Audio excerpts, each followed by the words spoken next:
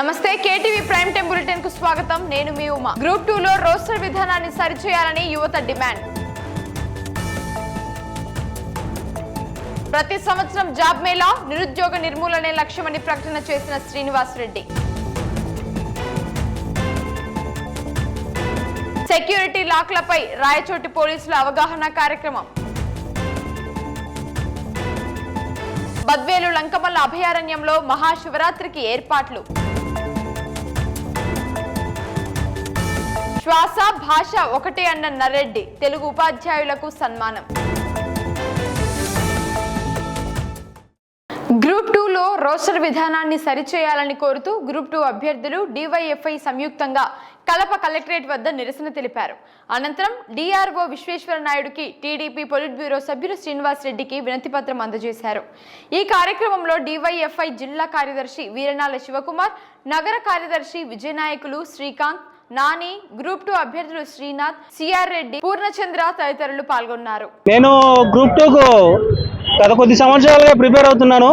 గౌరవనీయులైన ముఖ్యమంత్రి గారికి, పవన్ కళ్యాణ్ గారికి, నారా లోకేష్ గారికి అందరికీ మేము గ్రూప్ 2 అభ్యర్థులు విన్నవించుకునేది ఏమిటంటే, గత ప్రభుత్వంలో నోటిఫికేషన్ వచ్చింది. అది 5 సంవత్సరాల తర్వాత నోటిఫికేషన్ విడుదల చేశారు.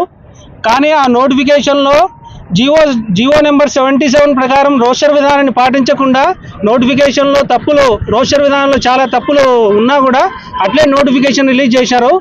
అది పోయిన ప్రభుత్వం తప్పు చేసింది. కానీ ఈ ప్రభుత్వం నిరుద్యోగుల తరఫున ఎప్పుడు అండగా ఉంటారని మేము నమ్ముతూ ఉంటాము. కాబట్టి ఈ ప్రభుత్వము ఈ రోస్టర్ విధానంలో తప్పులను సవరించి తర్వాత ఎగ్జామ్ నిర్వహించాలని మేము అందరం కోరుకుంటున్నాము. ఈ ప్రభుత్వం గతంలో కూడా మాకు ఎంతో అండగా నిలిచింది నిరుద్యోగుల తరఫున. ఈ గ్రూప్ 2లోనే 1:50 ఉంటే దాన్ని 1:100 చేయడం కానీ, తర్వాత మాకు టైం సరిపోదు ఇంకా 3 నెలలు కావాలంటే దాన్ని కూడా ఎక్స్టెండ్ చేసి మాకు నిరుద్యోగులకు ఎంతో అండగా నిలిచింది. అలాగే ఇప్పుడు కూడా మాకు అండగా నిలిచి ఈ రోస్టర్ విధానంలో తప్పులను సవరించాకే ఎగ్జామ్ పెట్టాలి. ఈ గత ప్రభుత్వం నోటిఫికేషన్ రిలీజ్ చేసినప్పుడు ఎమ్మెల్సీ చిరంజీవి గారు చెప్పినారు ఈ రోస్టర్ విధానాన్ని పాటించకుండా నోటిఫికేషన్ రిలీజ్ చేశారని. కానీ ఇప్పుడు 10 రోజుల కిందట విద్యార్థులతో సమావేశం అయ్యి నాకు ఈ రోస్టర్ విధానం గురించే తెలియదు, మేము ఈ 10 రోజుల నుంచి నాకు ఈ రోస్టర్ విధానం గురించి నా దగ్గరికి వస్తున్నారని చెప్తున్నారు. ఓకే, మీరు ముందు తెలియదు, మీరు ఏమీ చెప్పలేదు మీడియాతో, మీకు 10 రోజుల నుంచే వస్తుంది. కానీ ఇప్పుడైనా మీ దగ్గరికి వచ్చింది కదా, కాబట్టి ఈ రోస్టర్ విధానాన్ని సవరించి గవర్నమెంట్కు మీరు ఎమ్మెల్సీ చిరంజీవి గారు గవర్నమెంట్కు తెలియజేసి అందరూ ఈ రోస్టర్ విధానాన్ని సవరించి తర్వాత ఎగ్జామ్ పెట్టాలి. మేమందరము ఏమి ఊరికే ఎగ్జామ్ ఎల్లుండి పెట్టుకొని ఊరికే రోడ్లు ఎక్కడానికి మాకేమి మేమేదో ధర్నాలు చేయాలి, ఏదో పేరు తెచ్చుకోవాలని కాదు.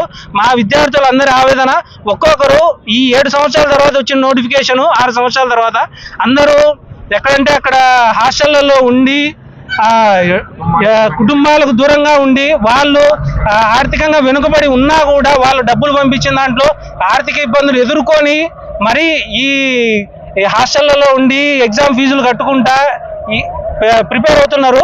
వాళ్ళందరికీ ఆర్థిక ఇబ్బంది ఉన్నా కూడా, ఇంతమంది కుటుంబాలు సఫర్ అవుతున్నా కూడా ఈ ప్రిపేర్ అవుతూ వచ్చారు. ఈ 6 సంవత్సరాలు, కొంతమంది 6 సంవత్సరాలు, కొంతమంది 7 సంవత్సరాలు, కొంతమంది 10 సంవత్సరాల నుంచి ప్రిపేర్ అయ్యే వాళ్ళు కూడా ఉన్నారు. కాబట్టి వీళ్ళందరికీ న్యాయం జరగాలంటే ఈ రోస్టర్ విధానంలో తప్పులు సవరించాకే ఎగ్జామ్ పెట్టాలి. ఎందుకంటే ఒకవేళ ఇప్పుడు ఎగ్జామ్ ఇప్పుడు ప్రభుత్వం ఎగ్జామ్ నిర్వహించిన తర్వాత రోస్టర్ విధానంలో తప్పులు క్లియర్ చేస్తాము, ఆ తర్వాత మేము రెక్టిఫై చేస్తామని అంటున్నారు. సరే, మీరు ఇప్పుడు ఎగ్జామ్ నిర్వహించిన తర్వాత రెక్టిఫై చేస్తారు, రెక్టిఫై చేసి రిజల్ట్స్ ఇచ్చి జాబులు ఇస్తారు. ఆ జాబులకు మీరు గ్యారంటీ ఇవ్వగలరా? మీరు గ్యారంటీ ఇవ్వలేరు కదా. గవర్నర్ ముఖ్యమంత్రి గారు కూడా జాబులకు గ్యారంటీ ఇవ్వలేరు. ఎందుకంటే ఆల్రెడీ జార్ఖండ్లో మనం రీసెంట్గానే చూసాం, ఆ నోటిఫికేషన్ ఇచ్చి జాబులు ఇచ్చిన తర్వాత కూడా ఆ నోటిఫికేషన్ క్యాన్సిల్ చేసి జాబులు పోయే సందర్భాలు కూడా, సుప్రీంకోర్టు క్యాన్సిల్ చేసిన సందర్భాలు కూడా ఎన్నో ఉన్నాయి. ఇప్పుడు కూడా హైకోర్టు ప్రభుత్వానికి ఈ నిర్ణయాన్ని ప్రభుత్వానికి వదిలేసింది. కాబట్టి ప్రభుత్వం స్పందించి ఎప్పుడు నిరుద్యోగులకు అండగా ఉండే ప్రభుత్వము ఇప్పుడు కూడా నిరుద్యోగులకు అండగా ఉండి మా రోస్టర్ విధానాన్ని క్లియర్ చేసి ఈ ఎగ్జామ్ నిర్వహించాలి. ఎందుకు ప్రతిసారి అండగా ఉండే ప్రభుత్వం ఇప్పుడు ఎందుకు తొందరగా ఎగ్జామ్ నిర్వహించాలని ఎందుకు ఆరాటపడుతుందో మా నిరుద్యోగులకైతే అస్సలు అర్థం కావట్లేదు. ప్రధానంగా ఈరోజు గ్రూప్ 2 అభ్యర్థులు కడప కలెక్టరేట్ వద్ద నిరసన కార్యక్రమం తెలపడం జరుగుతోంది. వాళ్ళకు భారత ప్రజాతంత్ర యువజన సమాఖ్య DYFI సంపూర్ణ మద్దతుగా తెలియజేస్తున్నాం. ఎందుకంటే గత 7 సంవత్సరాలుగా నోటిఫికేషన్ లేక ఎంతో మంది నిరుద్యోగులు తమ తల్లిదండ్రుల కుటుంబాలకు భారమై కుటుంబాలను దూరంగా వదిలేసి వెళ్ళి ఈరోజు ఉద్యోగం రాలేదని చెప్పేసి ఎంతో మంది బలవరమైన పాల్గొన సంఘటనలు మనం చూసాం. 7 సంవత్సరాల తర్వాత నోటిఫికేషన్ వచ్చిందని ఆనందపడాలను, రేపు ఎగ్జామ్ లో రోస్టర్ విధానం సరిగా లేదని బాధపడాలను ఈరోజు గ్రూప్ 2 అభ్యర్థులు డైలమాలో ఉన్నారని చెప్పేసి మేము దలుచుకున్నాం. ఎందుకంటే గత ప్రభుత్వం చేసిన పాపానికి ఇప్పుడున్నటువంటి నిరుద్యోగులు బలయ్యే పరిస్థితి ఏర్పడతా ఉంది. జీవో నెంబర్ 77 ప్రకారం రోస్టర్ విధానం అమలు చేయాలన్నా కానీ ఈరోజు ప్రభుత్వం ఉటావుటిన తక్షణమే భర్తీ చేయాలని చెప్పేసి ఎందుకు రోస్టర్ విధానాన్ని సరి చేయకోకుండా ఎగ్జామ్ నిర్వహించాలని కోరుకుంటుందో మాకు అర్థం కావడం లేదు. ఇప్పటికే హైకోర్టులో ఈరోజు ప్రభుత్వమైన చెప్పడం జరిగింది, ఎటువంటి సమస్యలు లేకోకుండా ఎగ్జామ్ నిర్వహించాలని చెప్పేసి. ఎందుకంటే గత సంవత్సరం ఫిబ్రవరిలో రాసినటువంటి ప్రిలిమ్స్ ఎగ్జామ్ సంవత్సరం తర్వాత ఈ రోజు మన్నాడు మెయిన్ ఎగ్జామ్స్ రాస్తున్నా కానీ ఈరోజు నిరుద్యోగులు రోడ్ల మీదకి వచ్చి ఆందోళన చేస్తున్నారంటే వాళ్ళకి ఏ స్థాయిలో ఇబ్బంది జరుగుతుందో, ఆందోళనకరంగా ఉన్నారు, బాధలో ఉన్నారు ఈరోజు అర్థమైనటువంటి పరిస్థితి. కాబట్టి ఖచ్చితంగా రాష్ట్ర ప్రభుత్వం స్పందించాలి. ఏదైతే నిరుద్యోగుల పక్షాన ఉంటామని చెప్పినటువంటి కూటమి ప్రభుత్వం ఈ రోస్టర్ విధానాన్ని సరిచేసి వాళ్ళందరికీ ఎగ్జామ్ మరీ నిర్వహించే విధంగా చర్యలు చేపట్టాలని. ఇప్పటికే మనం చూసాం జార్ఖండ్ ప్రభుత్వంలో అక్కడ ఉన్నటువంటి రోస్టర్ విధానం సరిలేకపోవడం చేత ఉద్యోగాలు వచ్చినా కానీ అక్కడ ఉద్యోగాలు పోగొట్టినటువంటి పరిస్థితి. రేపు భవిష్యత్తులో కూడా మన ఆంధ్రప్రదేశ్ లో ఉన్న ఉద్యోగాలు వచ్చినా కానీ ఈ రోస్టర్ విధానం సరి లేకుండా ఉద్యోగాలు కోల్పోతే ఎవరు బాధ్యత అని చెప్పేసి మేము చెప్తా ఉన్నాం. కాబట్టి ఇప్పటికైనా రాష్ట్ర ప్రభుత్వం స్పందించి 23వ తేదీ జరుగుతున్న ఎగ్జామ్ పైన పునరాలోచించి రోస్టర్ విధానాన్ని సరిచేసి వాళ్ళందరికీ న్యాయం చేయాలని చెప్పేసి మేము DYFI కోరుతా ఉన్నాం.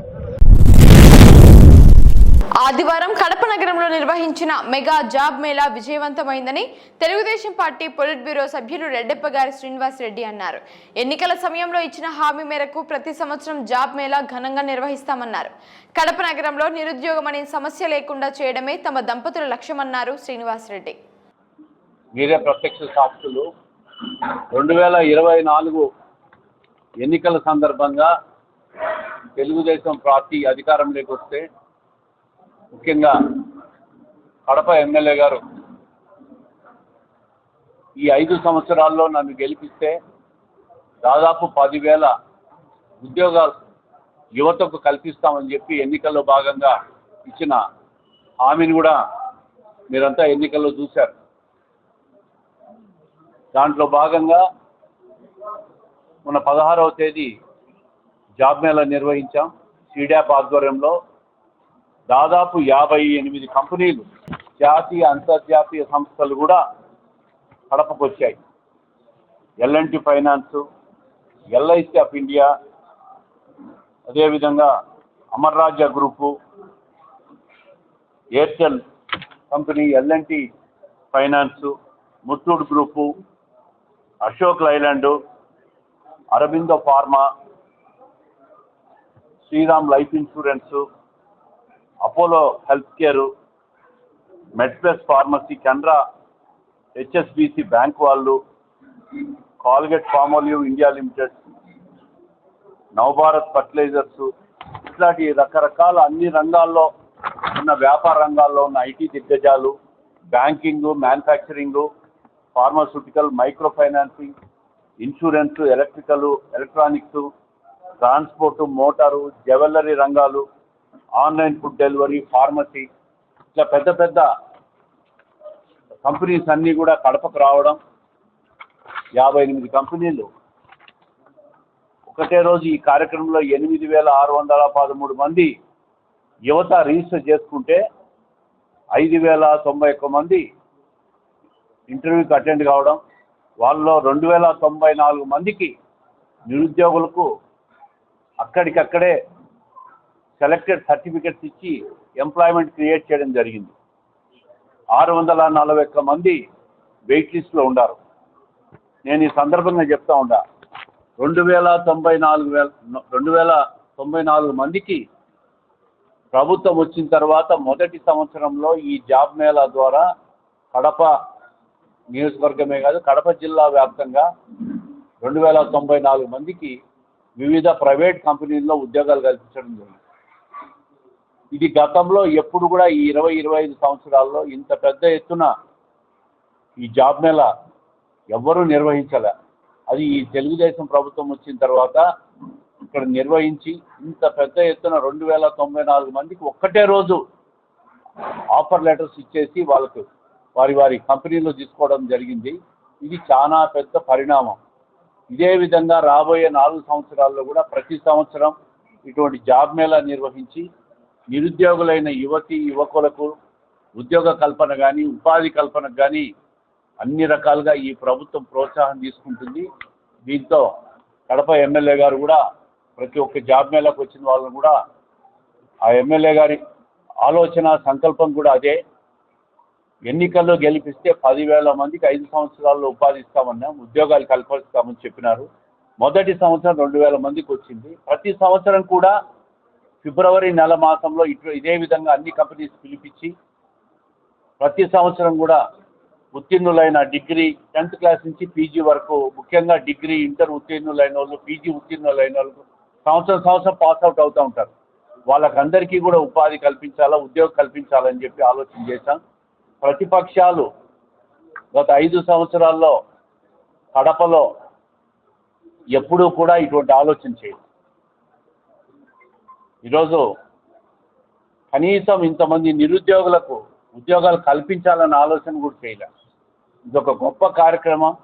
ఇప్పటికీ నగరంలో ఉన్న, జిల్లాలో ఉన్న 2,000 మందికి ఉద్యోగాలు వచ్చాయంటే ఇది కూటమి ప్రభుత్వం సూపర్ 6లో కానీ కడప శాసనసభ్యురాలుగా ఆమె ఇచ్చిన హామీల్లో కానీ నెరవేర్చిన మొదటి ఘనత అని చెప్పి ఈ సందర్భంగా నేను తెలియజేస్తూ ఉన్నా.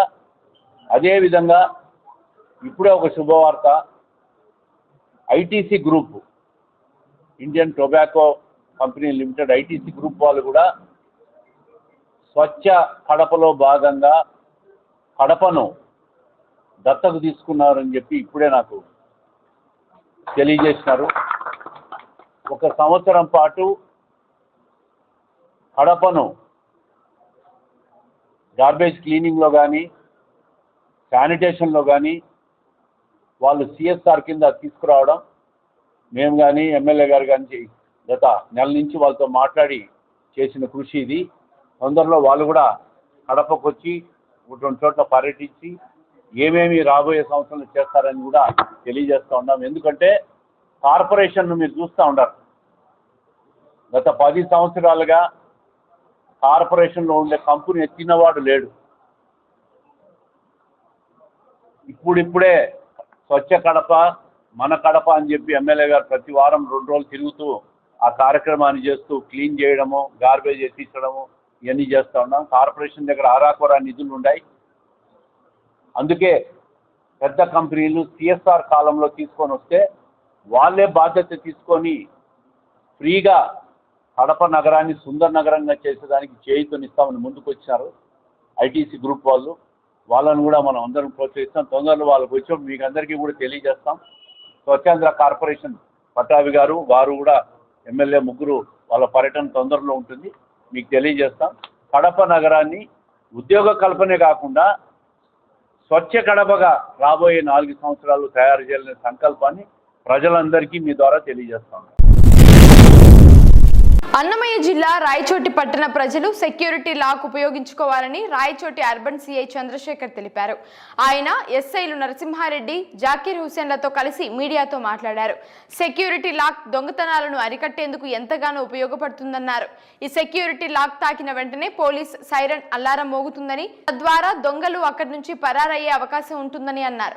ఈ సెక్యూరిటీ లాక్ కు చేతి గడియారంకు ఉపయోగించే బ్యాటరీతో పాటు సైరన్ వచ్చే హారన్ ను అమర్చడం జరిగిందన్నారు. ఈ సందర్భంగా సెక్యూరిటీ లాక్ ను ఏ విధంగా ఉపయోగించాలనే విధానంపై ఆయన అవగాహన కల్పిస్తూ డెమో చూపించారు.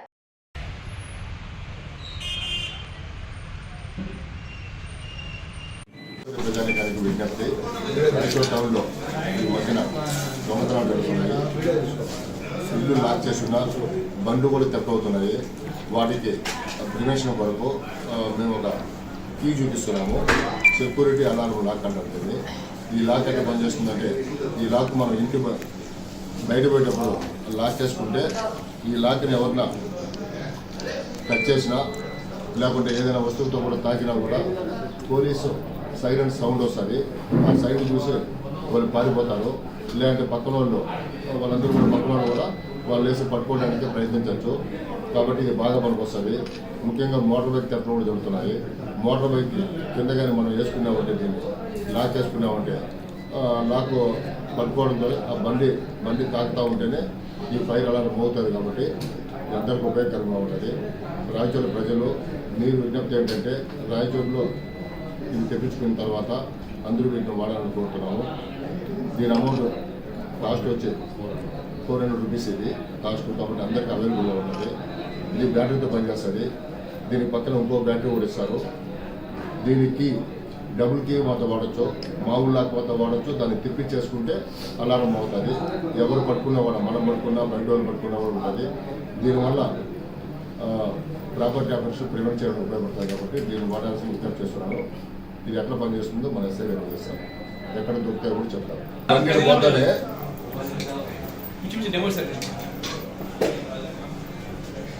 బండికి లాక్ వేసుకుంటే బండి వాడు పైకి వస్తాడట. స్టాండ్ తీసి తోస్తానే ఇది కొద్దిగా ప్రెస్ అవుతానే మీకు లాక్ పోతాడు. అలాగే సౌండ్ వస్తుంది. సౌండ్ వస్తే వాడు ఏం చేస్తారు, ఇమీడియట్గా పారిపోవడం ట్రై చేస్తారు. లేకుండా మన వాళ్ళు అక్కడ చేసినా కూడా అది రకాలు కూడా బిల్ చేసినా కూడా అది సైరన్ వస్తుంది. నేను చెప్పాను తిరుపతి చెప్పాను కదా, మన దగ్గర అవైలబిలిటీలో ఉంటే తీసుకునే దానికి ఉంటుంది. మన దగ్గర ఏమైనా అవైలబుల్ పాయింట్ పెడతారా? దాని వరకు షాప్లో కూడా చెప్తాము. వాళ్ళు కూడా ఇన్ఫార్మ్ చేస్తాము. తెచ్చుకొని పెట్టుకుంటే మీరు కూడా బైక్ పద్ధతి ఇస్తే రాయచూరు ప్రజలకి ఛాన్సెస్ ఉన్నాయి. బయట పోతూ ఉంటారు, ఊళ్ళో పోతూ ఉంటారు. ఇంట్లో ఉన్నప్పుడు వేసుకుంటే జస్ట్ ఇదే నార్మల్ లాక్. మనము దీన్ని ఇట్లా తిప్పి ఈ విధంగా తిప్పి వేసుకుంటే సౌండ్ వస్తుంది. తిప్పేసుకుంటారు.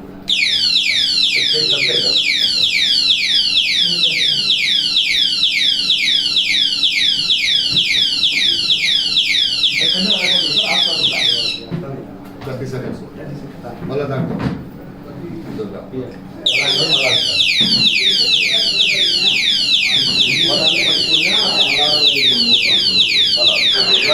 మనకి దీనివల్ల చుట్టుపక్కల వాళ్ళు అప్రమత్తమై మనం దొంగలు పట్టుకోవడానికి ఆస్కారం, లేదంటే దొంగ పారిపోవడం జరుగుతుంది. వైఎస్ఆర్ జిల్లా బద్వేలు మండలం లంకమల్ల అభయారణ్యంలో వెలిసిన శ్రీ రామలింగేశ్వర స్వామి క్షేత్రంలో మహాశివరాత్రి సందర్భంగా శివపార్వతుల కళ్యాణ మహోత్సవాన్ని జరపనున్న నేపథ్యంలో ఆలయ చైర్మన్ బీరం చంద్రశేఖర్ రెడ్డి, ఆలయ కమిటీ సభ్యులు విజివేముల రామచంద్రారెడ్డి, బైసాని రామచంద్రారెడ్డి, బీరం సాంబశివారెడ్డిల ఆధ్వర్యంలో ఆలయ ప్రాంగణాన్ని సుందరీకరణతో పాటు భక్తులకు పలు సౌకర్యాలు ఏర్పాటు చేశారు. ఈ సందర్భంగా బుధవారం తెలుగుదేశం పార్టీ బద్వేల్ నియోజకవర్గ సమన్వయకర్త కె రితీష్ కుమార్ రెడ్డిని ఆలయ చైర్మన్ బీరం చంద్రశేఖర్ రెడ్డి మరియు దేవాదాయ శాఖ కార్యనిర్వహణ అధికారి ఎస్ రామలింగారెడ్డిలు ఆహ్వానించి స్వాగతం పలికి ఘనంగా సత్కరించి స్వామివారి సన్నిధిలో ప్రత్యేక పూజలు గావించి తీర్థ ప్రసాదాలను అందజేశారు. స్వామి సన్నిధిలో జరుగుతున్న ఏర్పాట్లను వారు సంతృప్తిని వ్యక్తం చేసి నూతనంగా నియమితులైన ఆలయ చైర్మన్ బీరం చంద్రశేఖర్ రెడ్డిని, కమిటీ సభ్యులను ఆయన అభినందించారు. అనంతరం మహాశివరాత్రి సందర్భంగా ఈ క్షేత్రంలో జరగబోవు కార్యక్రమాల పాంప్లెట్ ని, పోస్టర్ ను ఆయన విడుదల చేశారు. ఈ కార్యక్రమంలో AO Manyam Sudhakar Reddy, ex MPTC Tirupati Reddy, Shekar Reddy, Gopavaram MPTC Rammohan Reddy, Telugu యువత state secretary Bijivemula Mahendra Reddy, Baisani Pulla Reddy, Pokala Malleswar Reddy, B Koduru మండల పార్టీ అధ్యక్షుడు రామచంద్రారెడ్డి, బద్వేల్ తెలుగుదేశం పార్టీ సీనియర్ నాయకులు ఓ రమణారెడ్డి, ఎర్రసాల కృష్ణారెడ్డి, లంకమల దేవస్థానం committee member Pokala Siva Reddy, Ritesh Reddy, personal PA Bijivemula Rajasekhar Reddy, Banerjee తదితరులు పాల్గొన్నారు.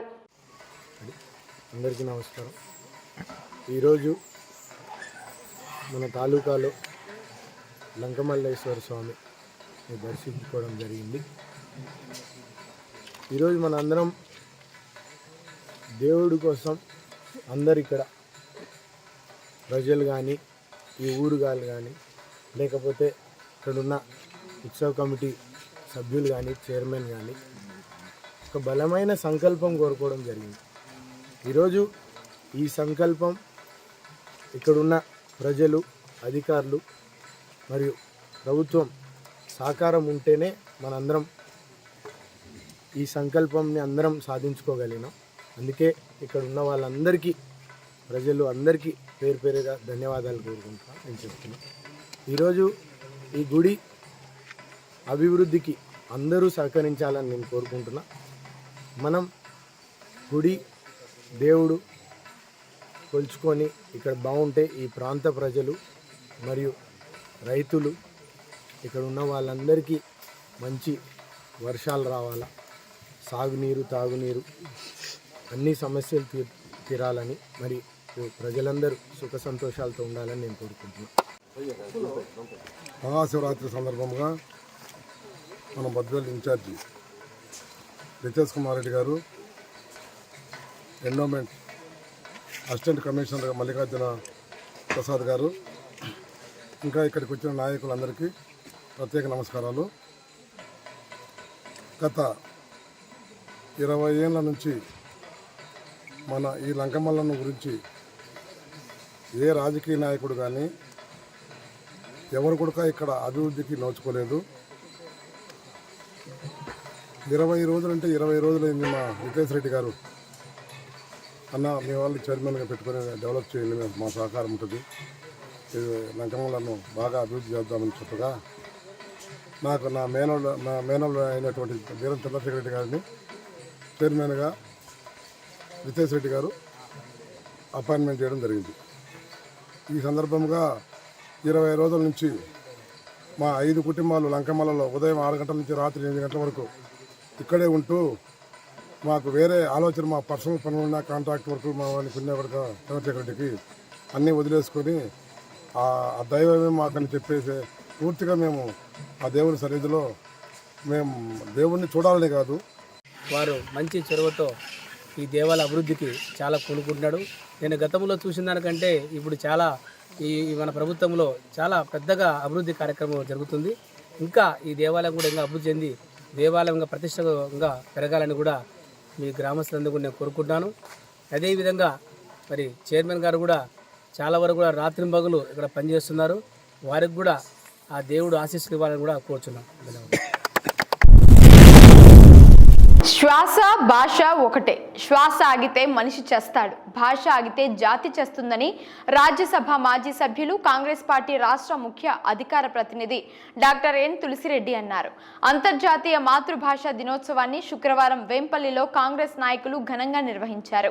వేంపల్లి జిల్లా పరిషత్ బాలుర ఉన్నత పాఠశాలకు చెందిన తెలుగు పండితులు ధర్మారెడ్డి, కృష్ణవేణి, పద్మజ, వేంపల్లి జిల్లా పరిషత్ ఉర్దూ పాఠశాల తెలుగు పండిట్ వెంకటరమణ, IIIT తెలుగు లెక్చరర్ బ్రహ్మానందయ్యను శాలువాతో సత్కరించారు. ఈ సందర్భంగా తులసిరెడ్డి ఉపాధ్యాయ సంఘం నేత నర్రెడ్డి సంగమేశ్వరరెడ్డి మీడియాతో మాట్లాడారు. అంతర్జాతీయ మాతృభాషా దినోత్సవం ప్రతి ఒక్కరూ అమ్మ భాషను మరవకుండా అంతర్జాతీయ భాషను నేర్చుకుంటూ జీవితంలో ఎదగాలనే ఎప్పుడు తులసిరెడ్డి గారు ఈ మాట ఎప్పుడూ చెప్తూ ఉంటారు. జీవితంలో అభివృద్ధి చెందడానికి అంతర్జాతీయ భాషను ఉపయోగించుకోవాలి, కానీ జన్మనిచ్చిన అమ్మ భాషను మాత్రం ఎప్పటికీ తెలుగోడు మర్చిపోకూడదని చెప్తూ ఉంటారు. మరి ఈరోజు అంతర్జాతీయ మాతృభాష దినోత్సవం సందర్భంగా తెలుగు భాషా బోధకులను గుర్తించి ఇక్కడికి పిలిపించి గౌరవించి సత్కరించి మాతృభాష పట్ల తనకెంత మక్కువ ఉందో ఆయన చేతుల్లో చూపించారు. అంటే తన వేషంలోనూ తన భాషలోనూ తన జీవన విధానంలో కూడా అణువణువున తెలుగుదనాన్ని ఉట్టిపడేలా తులసిరెడ్డి గారు మనకు నిత్యం కనిపిస్తూ ఉంటారు. కాబట్టి రాజకీయ నాయకులు ఈ విధంగా మాతృభాషను ప్రోత్సహించేలా ముందుకు తీసుకెళ్లడం చాలా ఆహ్వానించదగ్గ అంశం. కాబట్టి రాష్ట్రోపాధ్యాయ సంఘం జిల్లా శాఖ పక్షాన మేము తులసిరెడ్డి గారి దంపతులను మనస్ఫూర్తిగా మేము ఈ సందర్భంగా వాళ్ళని అభినందిస్తూ వాళ్లకు ఈ విధంగా తెలుగు ఉపాధ్యాయులను గౌరవించినందుకు కృతజ్ఞత తెలియజేసుకుంటున్నాం. ఈరోజు అంతర్జాతీయ మాతృభాషా దినం. ఐక్యరాష్ట్రం చెందినటువంటి యునెస్కో ఫిబ్రవరి 21వ తేదీని అంతర్జాతీయ మాతృభాషా దినంగా 1999 నవంబర్ 17న ప్రకటించింది. 2000 సంవత్సరం నుండి ఇది అమల్లో ఉంది. దీని ఉద్దేశం ఏమి? ప్రపంచవ్యాప్తంగా ఉన్న ప్రజలు తమ మాతృభాషలను, తమ అమ్మ భాషలను పరిరక్షించుకోవాలి, అభివృద్ధి చేసుకోవాలి అనే ఉద్దేశంతో ఈ రోజును అంతర్జాతీయ మాతృభాషా దినంగా ప్రకటించడం జరిగింది. ఫిబ్రవరి 21నే ఎందుకు ప్రకటించారంటే 1952 ఫిబ్రవరి 21వ తేదీన ఈనాటి బంగ్లాదేశ్, ఆనాటి తూర్పు పాకిస్తాన్కు చెందినటువంటి ఢాకా నగరానికి చెందిన విద్యార్థులు, అధ్యాపకులు, ప్రజలు బెంగాలీ భాషను అధికార భాషగా ప్రకటించాలని ర్యాలీలు నిర్వహిస్తే దాన్ని అణచివేసే దానికోసం ఆనాటి పాకిస్తాన్ ప్రభుత్వం కాల్పులు జరిపితే ఆ కాల్పుల్లో 5 మంది చనిపోయారు. చివరికి అది పెద్ద ఉద్యమం అయ్యి పాకిస్తాన్ నుండి తూర్పు పాకిస్తాన్ విడిపోయి బంగ్లాదేశ్గా అవతరించింది. ఆ సంఘటన దృష్టిలో పెట్టుకొని యునెస్కో ఫిబ్రవరి 21ని ఈ అంతర్జాతీయ మాతృభాషా దినంగా ప్రకటించడం జరిగింది. ఇది దీనికి బ్యాక్గ్రౌండ్. భాష అనేది మనుషుల మధ్య అభిమానాలు, ఆప్యాయతలు పెంచడంలో ప్రముఖ పాత్ర వహిస్తుంది. ప్రపంచంలో 6806 భాషలు ఉన్నాయి. మన దేశంలో 1652 భాషలు ఉన్నాయి. అందులో మన మాతృభాష తెలుగు భాష ఒకటి.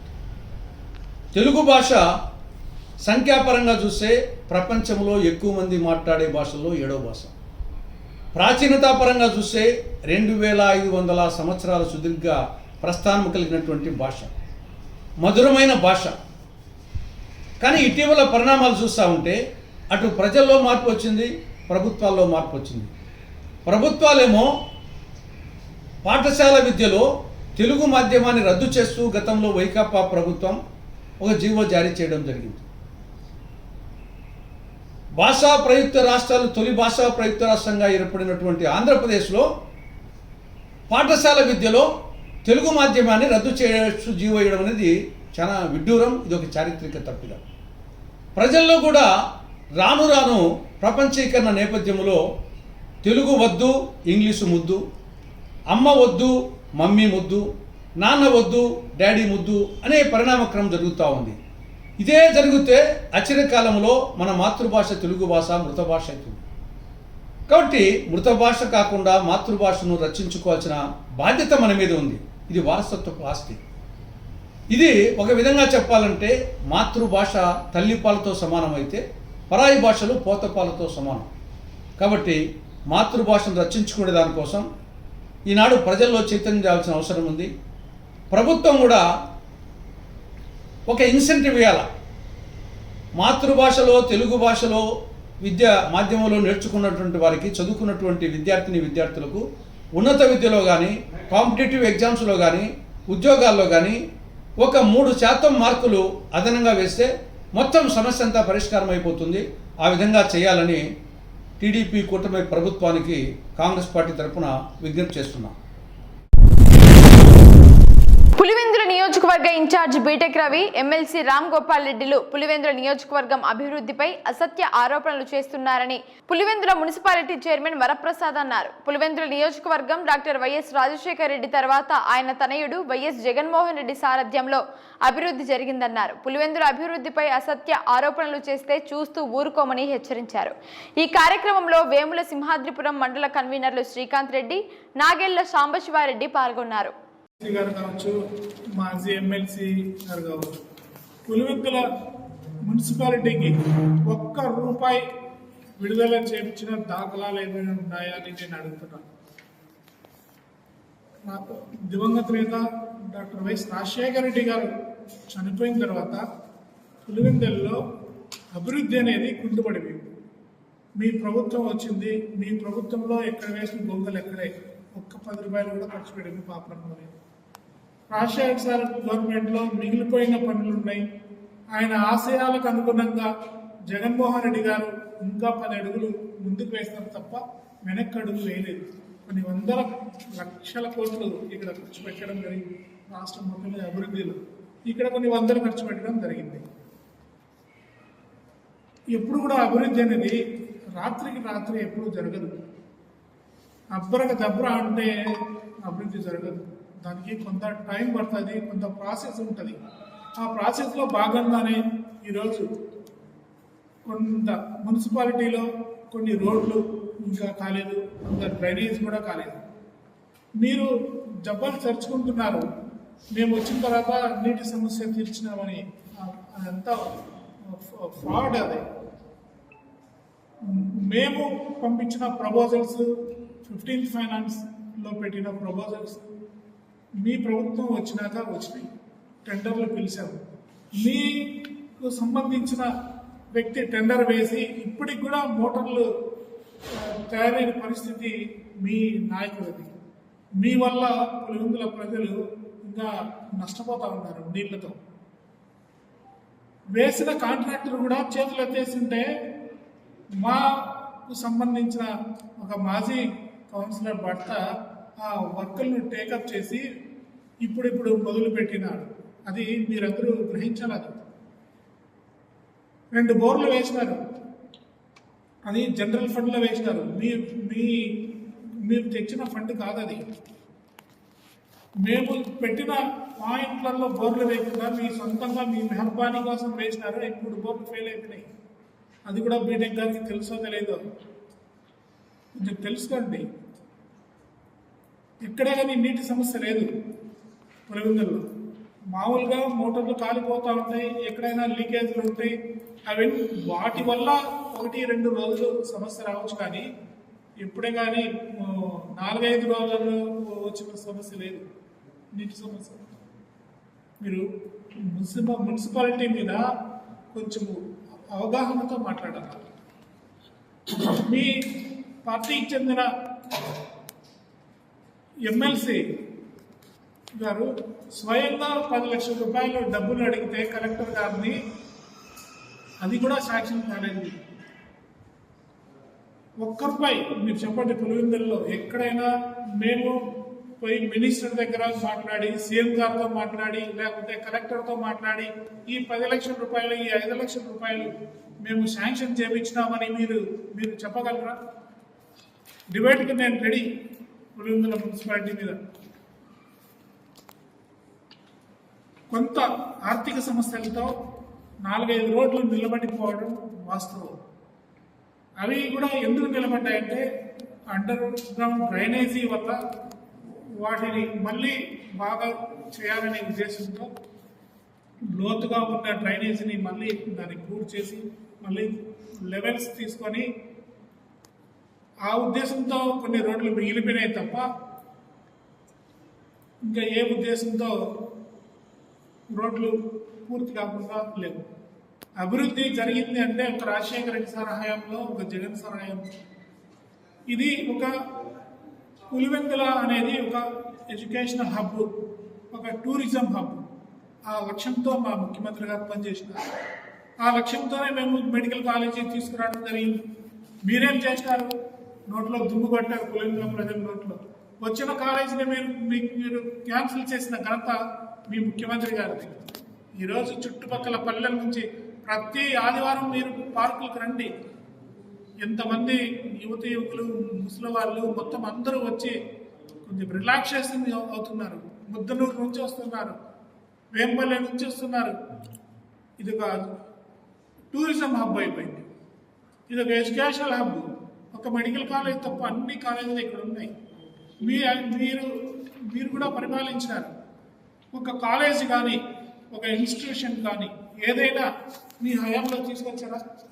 ఎప్పుడు చూడు బురద చల్లడమే తప్ప మీ ఉనికిని కాపాడుకోవడానికి మీలలో మీరు